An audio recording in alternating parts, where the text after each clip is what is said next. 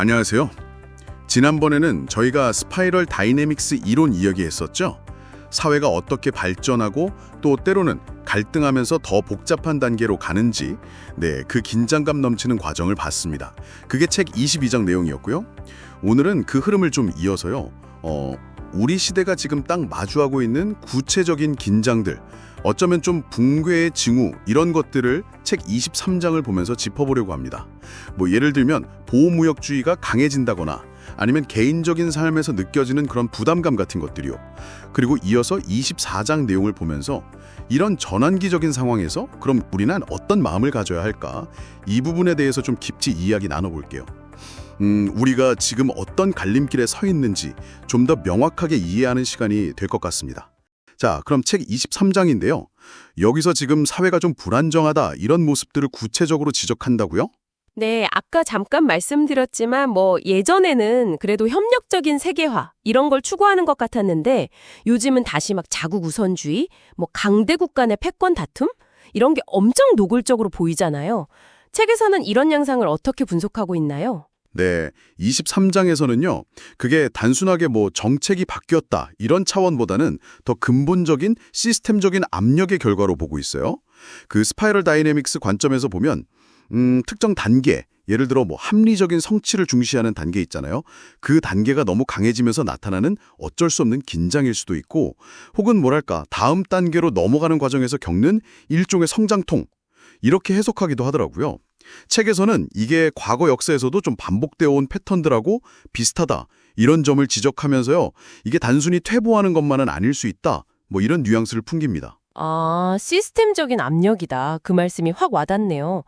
또 다른 예로 사회 내부적으로 보면 경쟁이 너무 심해서 결혼이나 출산 같은 거 있잖아요. 개인적인 삶에서 되게 중요한 결정인데 이런 걸 점점 더 부담스럽게 느끼고 심지어 포기하는 경우도 많아지고 있다. 이것도 책에서 지적하죠. 이 현상이 우리가 예전에 다뤘던 중앙화와 탈중앙화의 불균형, 이 문제랑 관련이 있다고 하셨는데 책에서는 구체적으로 어떻게 연결하고 있나요? 네, 맞습니다. 23장에서 딱 그 부분을 사회 전체 시스템, 그러니까 중앙화된 어떤 압력하고요. 개인의 자율성 추구, 즉 탈중앙화하려는 욕구, 이 사이의 충돌로 설명을 해요. 예를 들어서 사회 경제적으로 성공 기준이나 사는 방식 같은 게 너무 하나로 딱 정해지고 중앙으로 막 몰리면서 이게 중앙화죠. 개인이 느끼는 압박감은 엄청 커지는 거예요. 근데 동시에 개인은 또 더 자유롭고 다양한 삶을 원하잖아요. 이게 탈중앙화 요구고요. 이 둘 사이의 간결이 점점 벌어지니까 결혼이나 출산 같은 좀 전통적인 삶의 방식들이 부담스럽거나 아예 불가능하게 느껴진다. 이런 분석인 거죠. 이것 역시 시스템이 바뀌는 전환기에 나타나는 중요한 신호다. 이렇게 보고 있습니다. 그렇군요. 이게 그냥 개인의 선택 문제다 이렇게 볼 게 아니라 더 큰 시스템적인 긴장의 어떤 징후라는 거네요. 아, 그럼 이런 혼란스러운 상황 속에서 우리는 어떤 방향을 잡아야 할까요? 여기서 이제 책의 24장 제목, 진화와 토태의 갈림길에서 이게 참 의미심장하게 다가오는데요. 이 24장의 핵심 메시지는 뭘까요? 특히 그 선에서 원으로 나아가는 흐름이다. 이 비유가 저는 되게 인상 깊었어요. 네, 24장의 핵심이 바로 그거예요. 관점의 전환. 역사를 그냥 단순히 앞으로만 쭉 나아가거나 진보 아니면 뒤로 물러서는 퇴보, 그런 직선적인 과정으로만 보지 말자는 거죠. 그 대신에 모든 게 서로 막 연결돼서 순환하면서 발전과 퇴보, 창조와 소멸 이런 게 계속 반복되는 거대한 원, 이 흐름 속에 있다는 인식을 강조해요. 책에서는 지금 우리가 겪는 이런 혼란 역시 이 거대한 순환의 한 과정으로 이해할 때 우리가 변화에 훨씬 더 유연하게 대처할 수 있다. 이렇게 말합니다. 예를 들면 지금의 이런 갈등이 과거 특정 시대의 위기 상황이랑 어떻게 연결되는지, 그리고 그게 또 어떤 새로운 질서를 만들어냈는지 이런 걸 분석하면서 순환론적인 관점을 구체적으로 보여주죠. 순환론적인 관점이라 어찌 보면 좀 운명론처럼 들릴 수도 있을 것 같아요.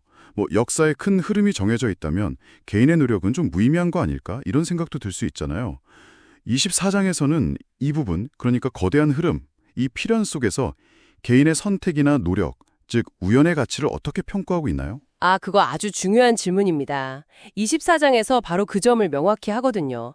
거시적인 역사의 방향성이나 자연의 큰 흐름 같은 건 이건 우리가 어떻게 할 수 없는 필연의 영역일 수 있어요. 분명히. 하지만 그 큰 흐름 안에서 개인이 어떤 길을 선택하고 또 어떤 태도로 살아갈지, 어떤 의미를 부여할지는 우연 그리고 개인의 의지에 달려있다. 이걸 강조합니다. 모든 걸 그냥 외부 탓이나 운명 탓으로 돌리는 게 아니라 주어진 상황 속에서 자신만의 의미를 찾고 최선을 다하는 그 과정 자체, 그게 중요하다고 보는 거죠. 책에서는 결과가 아니라 과정에서의 충실함, 이걸 이야기하면서 이게 바로 순환 속에서도 개인이 주체성을 잃지 않는 길이라고 암시합니다. 결국은 그 거대한 순환의 흐름을 인정하되 그 안에서 막 허무주에 빠지지 않고 자신만의 길을 꿋꿋이 걸어가는 게 중요하다, 이런 말씀이시군요. 좀 더 넓은 시야로 현재를 보고 자연과 역사의 큰 흐름 속에서 우리의 위치를 이해하면서도 동시에 능동적으로 삶의 의미를 만들어가려는 노력, 이게 필요하다는 통찰을 24장에 주는 것 같네요. 네, 오늘 저희는 책의 23장과 24장을 통해서 사회 곳곳에서 나타나는 긴장의 신호들을 살펴봤고요.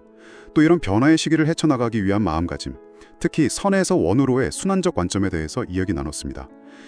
핵심은 결국 세상을 좀 더 넓고 깊게 이해하려는 태도, 그게 아닌가 싶습니다. 마지막으로 듣고 계신 당신에게 질문 하나를 남기고 싶습니다. 이 거대한 순환의 흐름 속에서 당신은 과거로부터 무엇을 배우고 현재에 어떤 의미를 새기며 미래에는 또 어떤 발자취를 남기고 싶으신가요? 아마 이 질문에 대한 답을 찾아가는 과정이 앞으로의 여정의 중요한 나침반이 되어줄 수 있을 겁니다. 네, 다음 시간에는 드디어 이 책의 마지막 파트죠. 인간편으로 들어옵니다. 책의 25장에서 27장까지 내용을 바탕으로 해서요. 진정한 깨어남이란 과연 무엇인지, 또 인간 존재의 목적은 어디에 있는지, 그리고 우리 안의 자유와 필연적인 얽힘, 그 사이에서 어떻게 균형을 잡아야 할지에 대해서 함께 탐구해 보겠습니다. 더 깊은 내면으로의 여정이 될 테니까요. 기대해 주십시오.